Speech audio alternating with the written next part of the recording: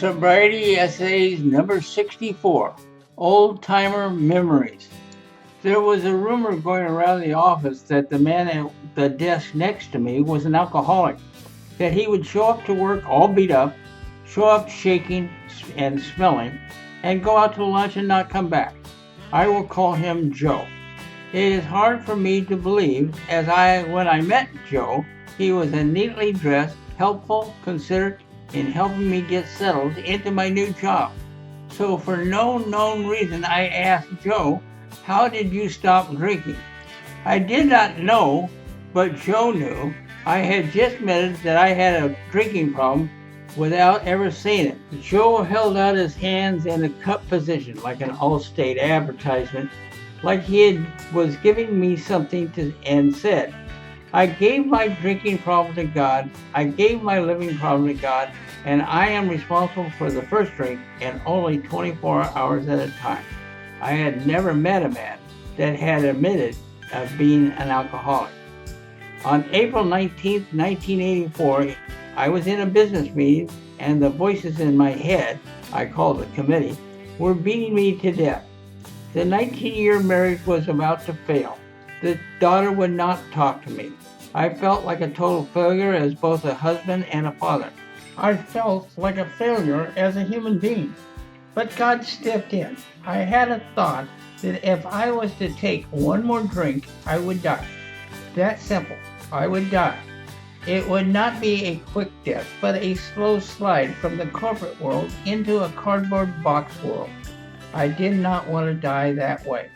At 10:30 in the morning, I got up and walked out of that meeting and went looking for my friend Joe.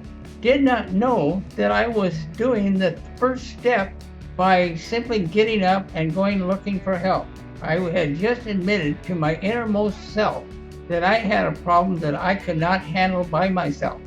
Joe drove me home as I was shaking so bad I could not drive my own car. To this date, I have never drank again. I chose to put myself into a hospital alcohol recovery program because I had living proof that Alcoholics Anonymous did not work.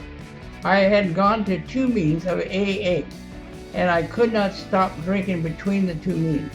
With a touch of humor, the 2 meetings were over 4 years apart. I was put into a lockdown room with a big book, a copy of the 12 and 12, and alone with me.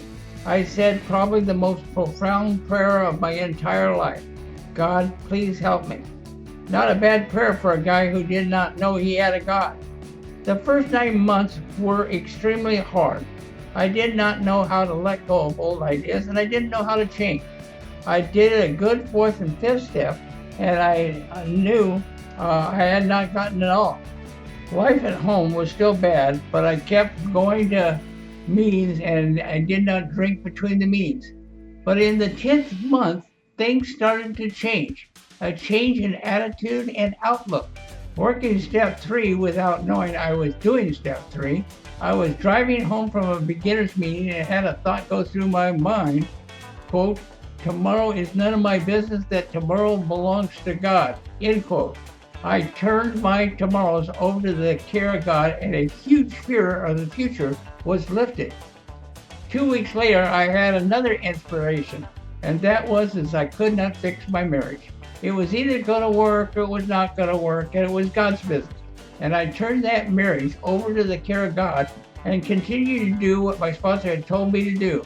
He said, Chuck, you contributed that marriage to the best of your ability so that if anything should happen, you could walk away with the least amount of guilt and the least amount of resentment. Guilt and resentment will get you drunk. I started to do things for my wife to please me instead of doing things for her to please her. I made a decision to turn my tomorrows and my marriage over to the care of God. 2 weeks before my 1-year AA birthday, that marriage just changed. A true miracle. One day it wasn't working and the next day it was. At 5 years of sobriety, we celebrated 25 years of marriage, and she wanted to go out and buy brand new wedding rings and renew the wedding vows. At 30 years of sobriety, we celebrated 50 years of marriage and renewed the wedding vows and got new wedding rings.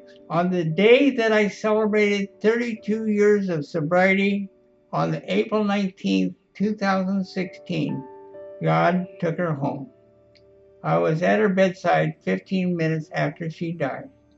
I kissed her on the forehead and I thanked her for being my wife for 51 years.